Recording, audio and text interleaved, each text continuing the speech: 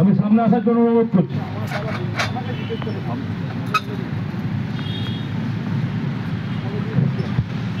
আমি অনুরোধ করব শ্রী অশোক শাসমল, শ্রী সোমেন বাউরি, শ্রী শিবপ্রসাদ পতি, ওনাদেরকে অনুরোধ করব মঞ্চে ডান দিকে আসন গ্রহণ করার জন্য। পণ্ডিত জওহরলাল নেহরু লহ প্রণাম। সামনে চলে যাচ্ছেন কেন?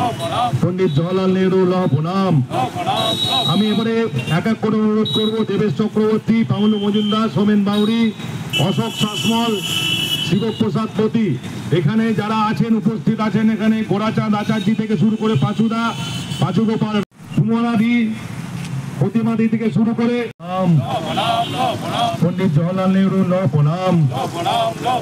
পণ্ডিত জওহরলাল নেহরু লহ প্রণাম করব আপনারা এসে পুষ্পার্ঘ্য দিয়ে শ্রদ্ধা নিবেদন করার জন্য, এবং হোপ স্কুলের তরফ থেকে যারা এসছেন আপনারা যদি নেহরু মেমোরিয়াল সোসাইটির সভাপতি মাননীয় শ্রী দেবেশ চক্রবর্তী মহাশয়কে।